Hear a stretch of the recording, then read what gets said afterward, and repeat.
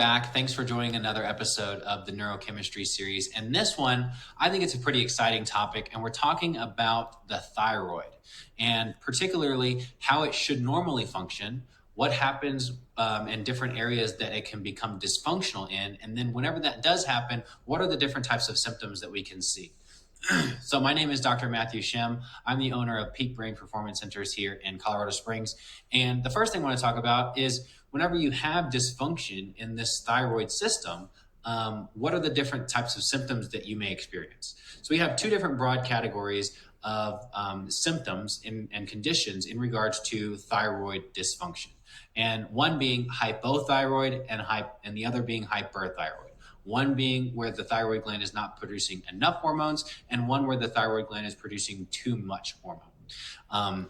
So in regards to hypothyroid conditions, where the thyroid gland is not producing enough hormones, you can see things like fatigue, weight gain. You can become forgetful. Women may experience heavy menstrual periods. You can have dry and coarse hair. You can have a hoarse voice, and you can even become intolerant to the cold. Then on the flip side, we have hyperthyroid conditions, or where the thyroid gland is producing too much hormone.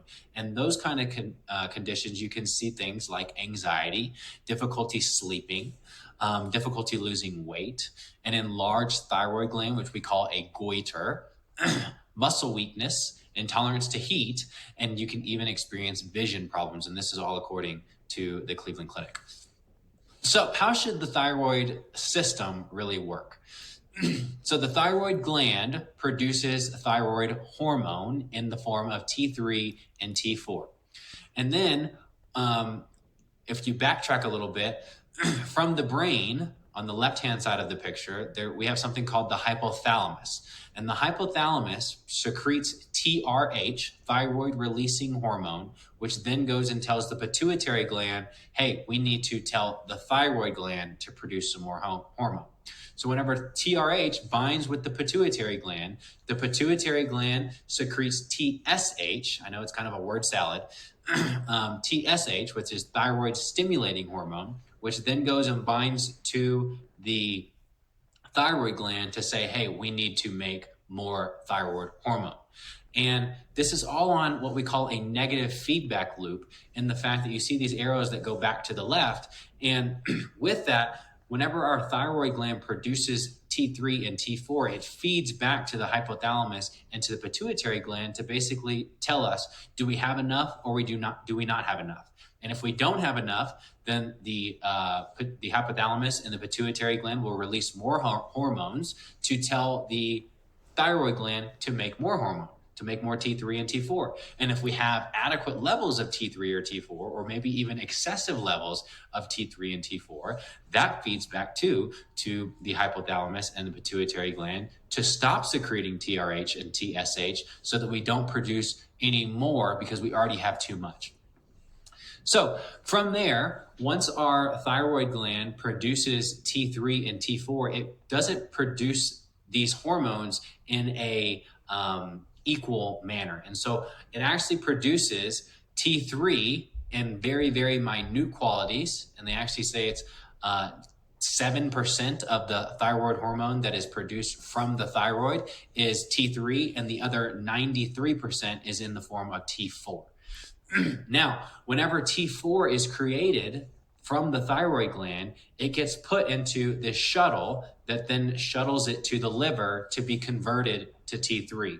And the reason for that is if it wasn't in a shuttle, then basically that T4 would only be beneficial for the location in which it's secreted, which is right at the thyroid gland. And so we have to have it in a shuttle so that it can get to all the other places in our body and be able to be used. And so the first thing it does is it shuttles to the liver, where the liver uses something called 5' deiodinase. And from there, it takes one of the iodines off of the T4 and converts it into T3. And this is important because T3 is the more active form of thyroid hormone. They're both active, but the T3 form is much more active. And so from there, we convert T4 into T3, and then we can use the T3. And then with the excessive levels of T4, we convert those into reverse T3. And how I was explained reverse T3 is to think about like, if you're whittling down a piece of wood and you're having all these shavings on the ground, those are basically useless at this point, right? And so that's kind of similar to what T3 is, and it's just the waste of thyroid hormone that's not being converted from T4 into T3. So where do we see the problems go wrong in this system? Well, I'm glad you asked, because there's a bunch of different ways. The first thing is primary hypothyroidism, and that's when there's a problem with the actual thyroid gland itself.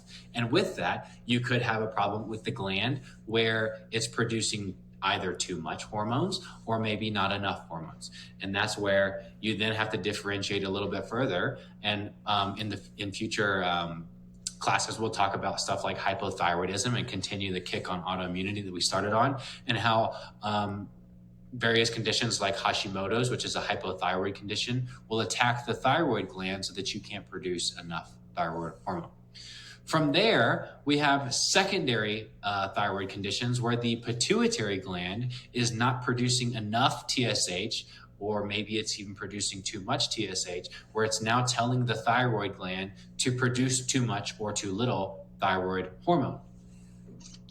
Then we have tertiary, where the hypothalamus is kind of the same kind of deal as the pituitary gland, and the TRH is now the factor that is malfunctioned, or maybe it's the hypothalamus itself in detecting when our thyroid hormone levels are low and not being able to adequately sense that, to then push on and say, hey, pituitary gland, make some more TSH so that the thyroid gland makes more T3 and T4.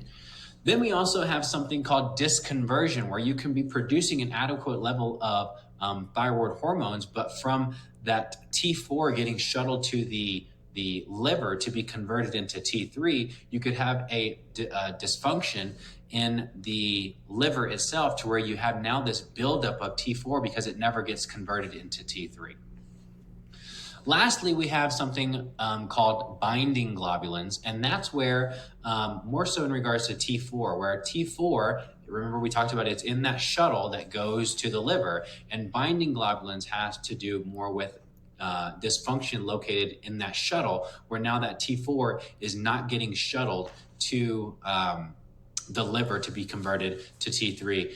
And I hope that this short little video here does a good job at explaining to you how there are so many different avenues that you have to look through whenever somebody presents with a thyroid case or thyroid type symptoms, and how it just doesn't make any sense how a lot of providers out there, they don't do a full thyroid panel, and they're only looking at like TSH and T3 and T4, and maybe even less than that. And it just doesn't really make sense as to how you can get a full picture and then make the most appropriate treatment recommendation when you don't have the full picture and understand all the different sites and where the thyroid system can malfunction. So I hope you enjoyed that. If you have any questions, feel free to email me, give my office a call. Other than that, I will see you in the next video.